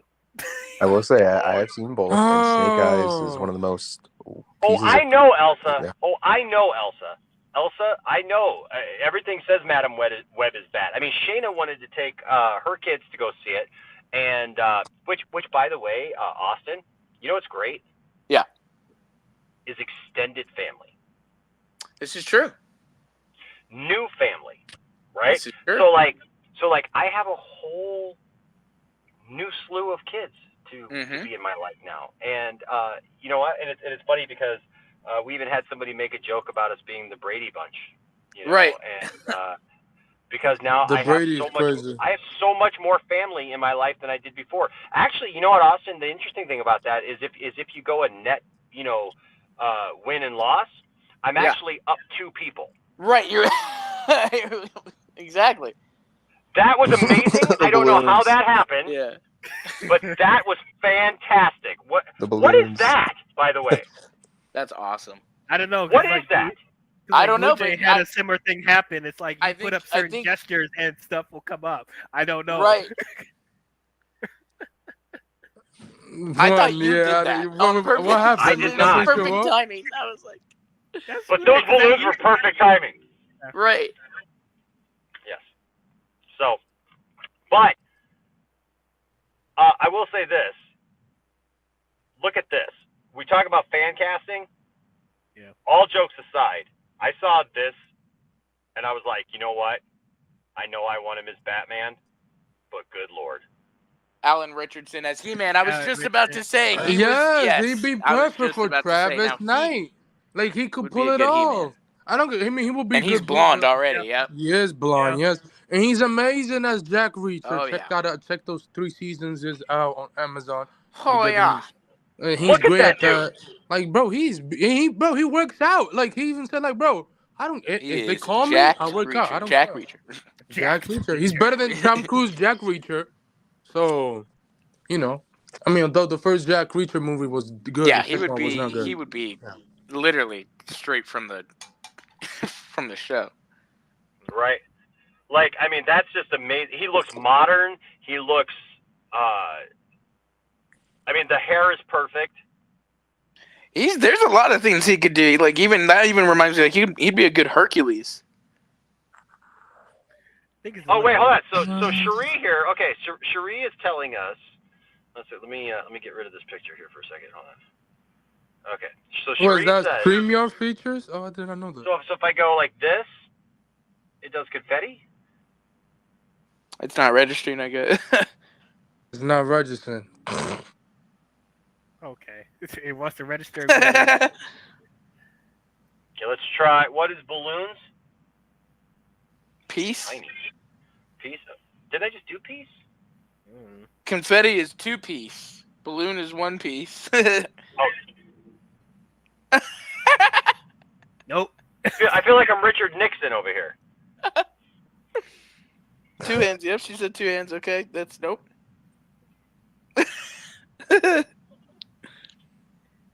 I don't know. I know I gesture a lot with my hands. Up and away with. Right. Shazam! Dear God. She said, "Keep it steady." Keep it steady. Okay. That's what she said. All right. Let me. Okay. Let's do this. Let's do this. Okay. Now I'm just on the screen. Okay. You just gotta keep it still. Keep it. You gotta keep it still. There it is. There you go. You keep it still. That's good. Whoa! Hey! What the hell? Look at that. What?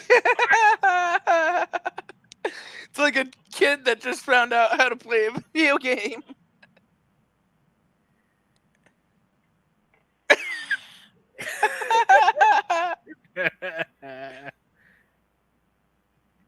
Nice. What was the balloon one again? A two-piece. Two piece, and keep it there. I think it was one actually. Yes, it's one. Yeah, one actually is balloon. Yeah, just try one. Yeah. Nope. No Try consent. facing it the other way. Try facing your hand the other way. Ah! Yeah, there we go. There you go. There we go. There it is. I'm going to have to go back and look now and see what I did because, man, that was perfect timing when I mentioned it. But, yes, I am up 2 people. Yeah. And you know what? They're all awesome.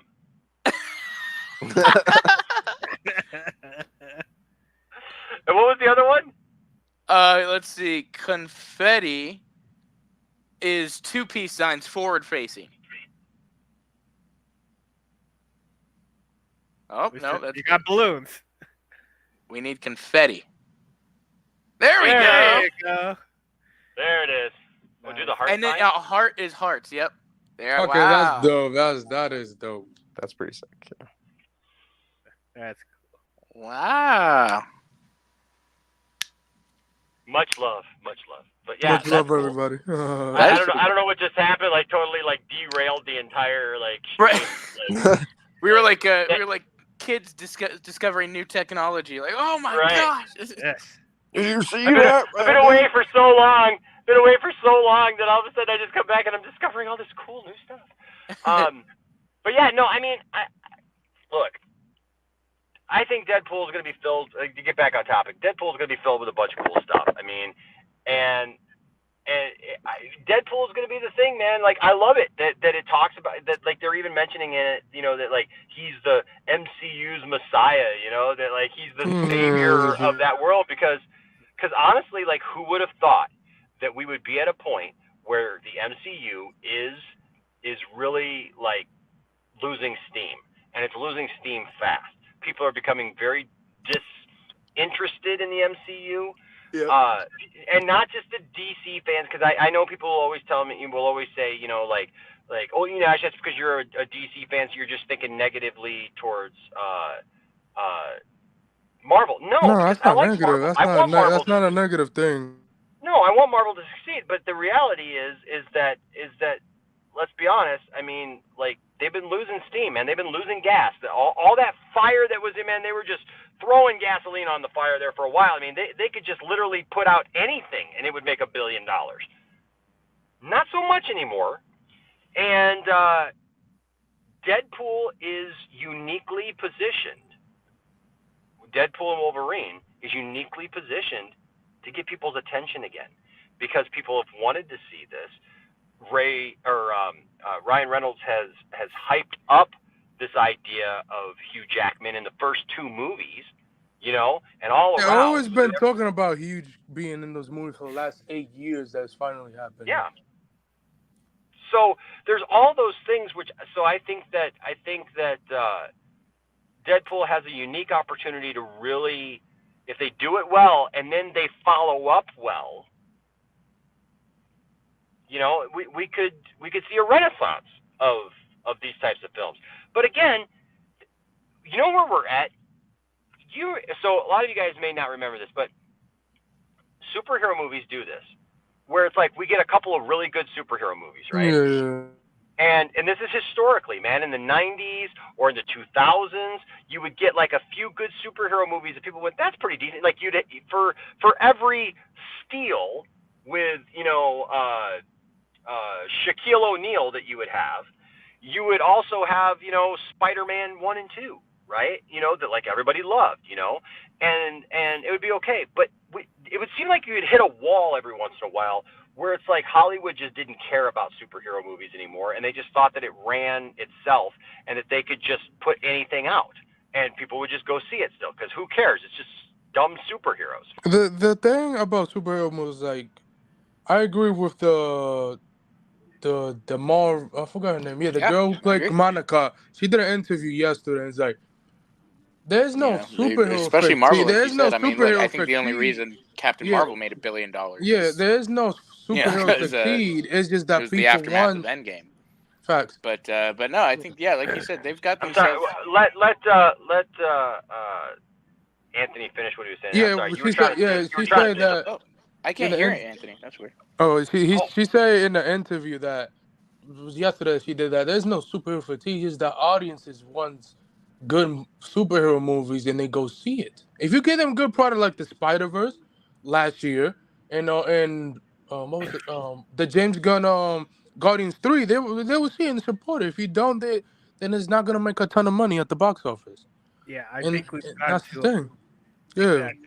We've gotten to a point where the audience is not just going to settle for just a mediocre or average comic book film because the standard has been set way higher than that. Oh And yeah, for also sure. considering the fact that we're still feeling the effects of the pandemic and they're streaming and there's so many more blockbusters coming out week after week after week.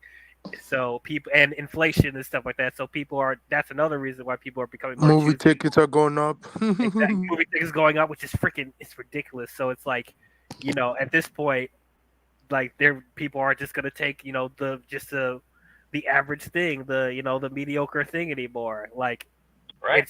there is What do you think? Like Barbie and Mario was the only $1 billion movies last year, and Oppenheimer was almost at $1 billion. Those Yeah. three, because audience loved those three movies and saw it. And Right. then James But Gunn, and then James Gunn DL was hit like, it, man. Like DL, you're spot on because like the thing is like Sony is kind of leading the way with these mediocre oh, movies. Sony's. Oh, I hate them. Oh my god. And I'm sorry, but Sony and this like kind of talks about like what the kind of the joke stream that we did. It was joking, but there was a little bit of realism to it too. Like asking the question, like, is Sony screwing up things so bad with these bad movies that nobody? It's not like Joe says. Crazy Joe always says like he hates the term when somebody says nobody asked for this, right? And I get what he's saying. Yeah. Nobody asked for anything, right? I mean, really. But like a lot of the great stuff that we have today, if you sat around just waiting for somebody to ask for it, we would have never gotten it. We would have never gotten a Star Wars. We would have never gotten, these franchises that we love now, that we just all know and we've invested our lives into. We would have never got those things, right? Mm-hmm. But that being said, like when nobody literally wants, it's not that nobody's asking for it. Nobody wants a Sony universe where they just screw up all the characters, where it's literally so messed up that it's like you had Morbius come out where Morbius was nothing but a joke. I mean, it was a meme. And then they even tried to release it and again. then flop again when they release it. Like, flopped again, right? I mean, you got stuff in that movie that makes no sense, like the ending. Sorry if I spoil it for you, but the stinger tag thing on the end credit scene. My God, even Michael Keaton was like sense. yesterday. Even Michael Keaton yesterday was like, they told me he even said they couldn't explain it why it was there. He even said that. I was like, damn, bro, Sony's getting exposed left and right. Right. Like, so the thing is like you got that kind of stuff in Morbius. Then you got Venom, which the first Venom was pretty good. The second Venom, I'm sorry, the second Venom, it lost it for me. I didn't care for it. Now you got this third Venom that you had this promise, like this tease of Venom taking on Spider-Man somehow in the MCU, and then they immediately withdrew that and threw him right back into the Sonyverse just to say, well, now you know that Spider-Man's there. But are they even going to do anything with that?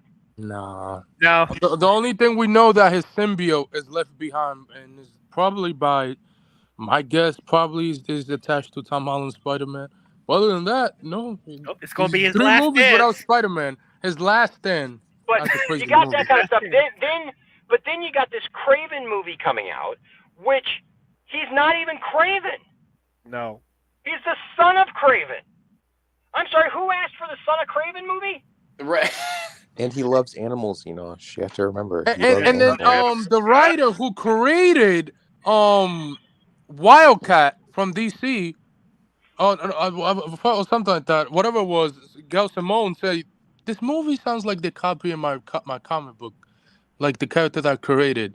So like, so nobody acts like Sony's just, oh man, just give up. Not to mention the rumored El Muerto and Hypno Hustler. Those movies are dead. Those will never Yeah, happen. they're not gonna happen. Just wait till you see Madam Web, Enosh. If you think Look. Morbius was Oh, bad, it's gonna be on just Netflix wait. by I can't wait to next see month. what you thought, because I think it's so I'm bad. gonna watch it. I'm gonna watch it, but I'm just gonna You watch should. it at home. Like It's gonna be on Shayna, Netflix. Shayna, It's gonna be on well, Netflix. that's where I started that, right? That's where I started. Shayna wanted to take the kids to go see it because her girls wanted to see it, and actually her son did too. And so I was gonna go, and then all of a sudden all those reviews came out and everything, and then people that I knew personally were messaging me going, Enosh, what did you think of it? Like, we saw it and it was horrible, and they started explaining it to me, and then I watched John Campia's whole rant on it, where he literally spoiled the whole freaking movie and just told everybody, I don't care if you're spoiled or not, you have no business seeing this film. And for John Campia to say that,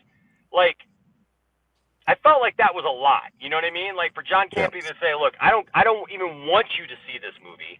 And you know what I mean? It's that bad. He did that for Expendables 4. Oh, did he? Okay. Yeah. I didn't see that one, but I was just thinking about that, and I was just like, yeah, I don't know what I think about this, but I'm gonna see it. But man, just watch it. I told Shayna, because Shayna was like, we're gonna go see it, and I was like, you may not want to waste your money on that one. You know, like you may want to.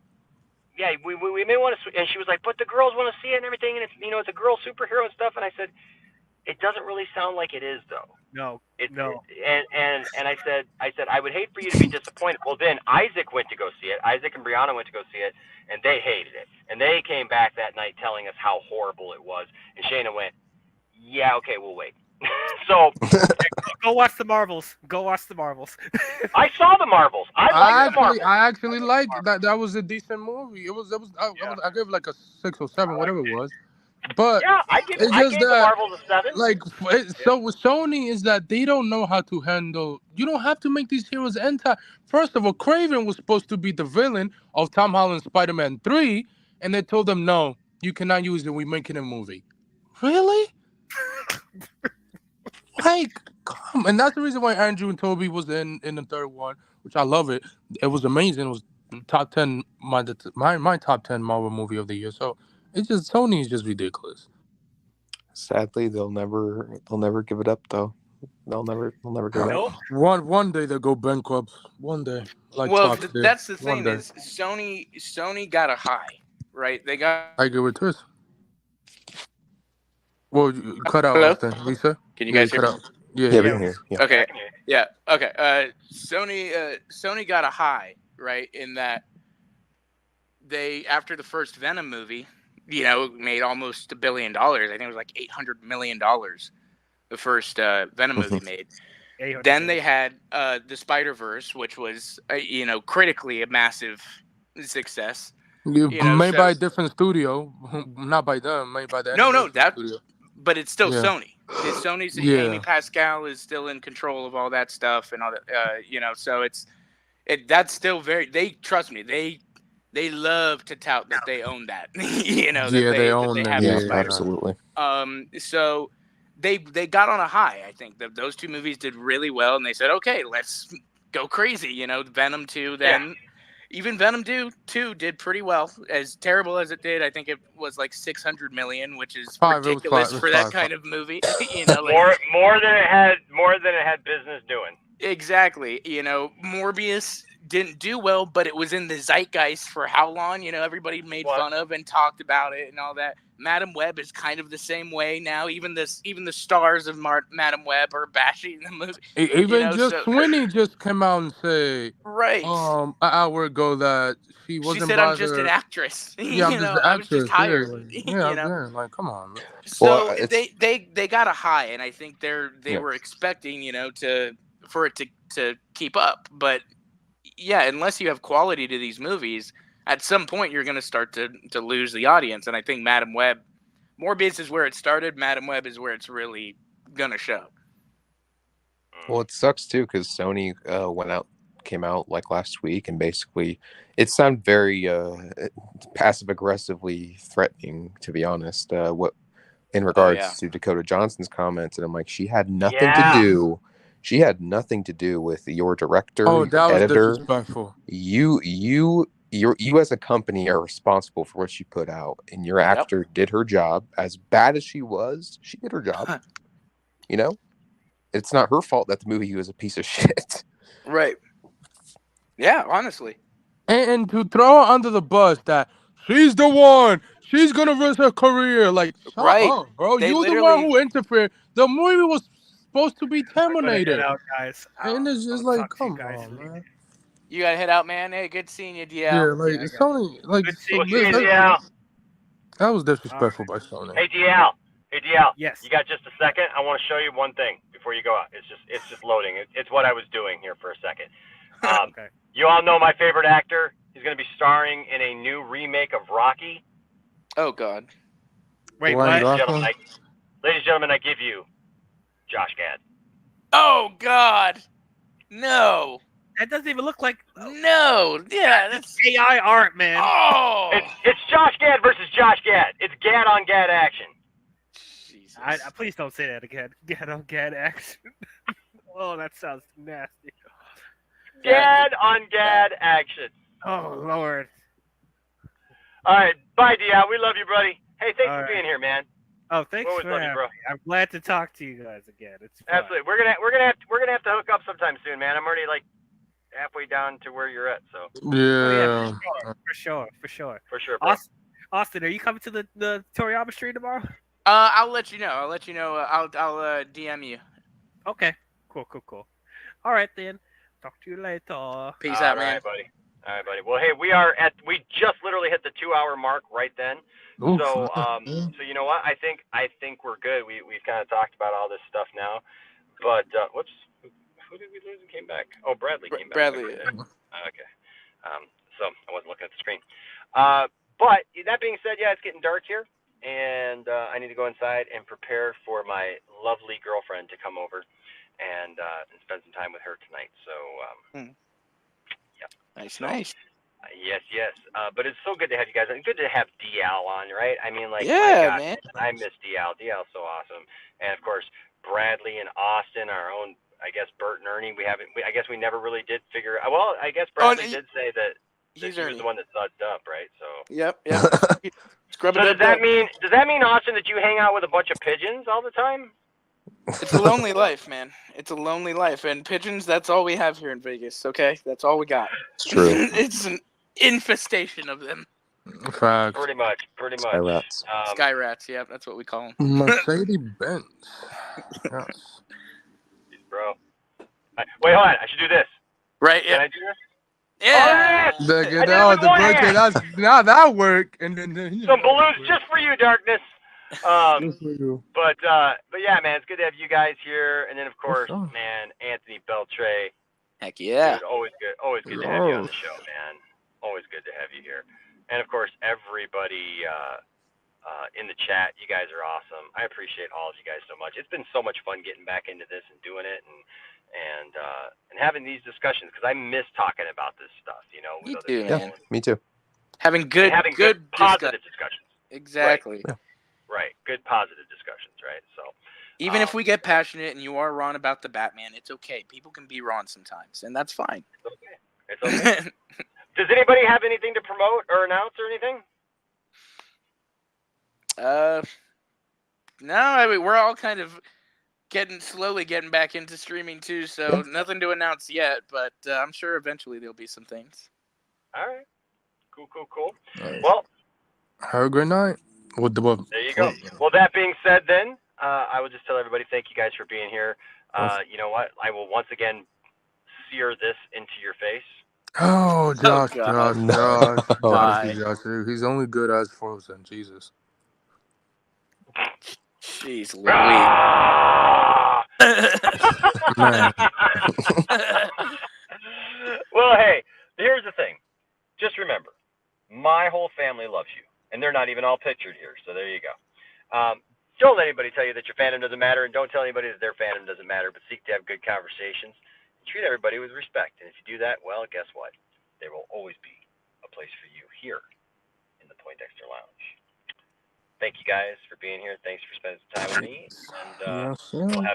have to do it again all real soon. All right. Heck yeah. Till next time, stay Peace. nerdy. Peace. Peace out, everybody. Brr. There it is.